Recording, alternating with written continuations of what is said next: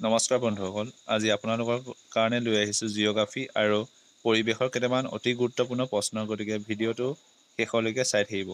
আৰু এই প্ৰশ্নসমূহ আপোনালোকৰ আগন্তুক SI পৰীক্ষা বা আছাম পুলিচৰ নহ'লে 4th গ্ৰেডৰ পৰীক্ষাসমূহৰ কাৰণে অতি গুৰুত্বপূৰ্ণ। আহকচোন, প্ৰথম প্ৰশ্নটো আপোনালোকে দেখিছে যে in how many pin code zone is India divided? ভাৰতত কিমান ডাক সূচাংক মণ্ডলক ভাগ কৰা হৈছে? ইয়াৰ উত্তৰটো হ'ব 8। মনত ৰাখিব, যদি অপশ্যনৰ 8টো থাকে তেতিয়া 8টো হ'ব কাৰেক্ট এনচাৰ। নেক্সট কুৱেশ্যনটো চাওঁ আহক। At which of the following places of India the first hydro' electric power station was commissioned? ভাৰতৰ কোন ঠাইত পোনপ্ৰথমে নদীবান্ধৰ জৰিয়তে জলবিদ্যুৎ শক্তি উৎপাদনৰ কাম আৰম্ভ হয়? ইয়াৰ শুদ্ধটোতো হ'ব শিৱ সমুদ্ৰম।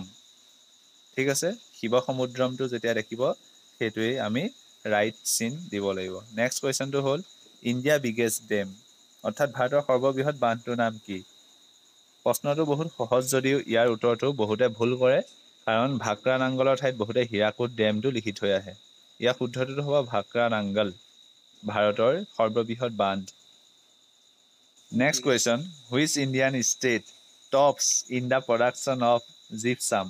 জিপছাম উৎপাদনত ভাৰতৰ কোনখন ৰাজ্য শীৰ্ষস্থানত অৱস্থিত? উত্তৰটো হ'ব কি গুজৰাট। নেক্সট কুৱেশ্যনটো চাওঁ আহক। On which river is the Pong dam hydro' electric power project build? কোন নদীৰ ওপৰত পং ডাম জলবিদ্যুৎ শক্তি প্ৰকল্প নিৰ্মাণ কৰা হৈছে? আমি মনত ৰাখিম, বিপাশা নামৰ নদীখনৰ ওপৰত পং ডাম জলবিদ্যুৎ প্ৰকল্প নিৰ্মাণ কৰা হৈছে। নেক্সট কুৱেশ্যনটো চাওঁ। Which Indian state lids in the production of rubber? ভাৰতৰ কোনখন ৰাজ্যত সৰ্বাধিক ৰবৰ উৎপাদন কৰা হয়? উত্তৰটো হ'ব কি তামিলনাডু। প্ৰশ্নসমূহ সহজ যেন লাগিলেও কিন্তু এই ভাৰতৰ ক'ত কি উৎপাদন হয় সেইখিনি প্ৰশ্ন বহুত ইম্পৰ্টেণ্ট হৈ পৰে, আৰু আমি সহজ বুলি যেতিয়া নাচাওঁ সেয়াই আমাৰ ভুল হৈ আহে। নেক্সট কুৱেশ্যনটো চাওঁ। ইভাৰগ্ৰীণ ফৰেষ্ট আৰ ফাউণ্ড ইন? চিৰসেউজ অৰণ্য ক'ত পোৱা যায়? উত্তৰটো হ'ব নিৰক্ষীয় ঠাই বা ইকুৱেটৰিয়েল ৰিজন বুলি কোৱা হয়।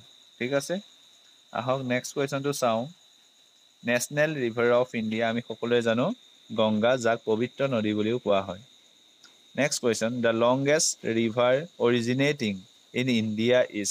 অৰ্থাৎ ভাৰতৰ আটাইতকৈ দীঘল ভাৰতত উৎপত্তি হোৱা সেই নদীখনৰ নাম কি? সেইখন হৈছে ব্ৰহ্মপুত্ৰ নদী।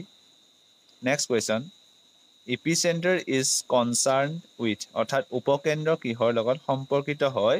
সেয়া হৈছে ভূমিকম্প। ঠিক আছে, নেক্সট কুৱেশ্যনটো চাওঁ। The world's most active volcano? পৃথিৱীৰ আটাইতকৈ জাগ্ৰত বা সক্ৰিয় আগ্নেয়গিৰিটোৰ নাম কি?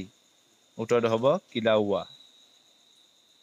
নেক্সট কুৱেশ্যনটো, the biggest island of the Indian ocean? ভাৰতৰ যি আমাৰ কি আছে ভাৰত মহাসাগৰ আছে তাৰ আটাইতকৈ ডাঙৰ বিগেষ্ট আইলেণ্ড বা দ্বীপটোৰ নাম কি? অপশ্যনকেইটা আমি চাওঁ।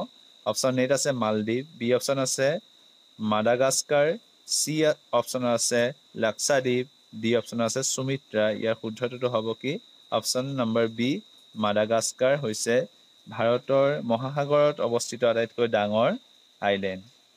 Next question, the second highest peak of the world located in Himalayas? অৰ্থাৎ হিমালয় পৰ্বতত অৱস্থিত বিশ্বৰ দ্বিতীয় বৃহত্তম শৃংগটোৰ নাম ডুইন অষ্টিন।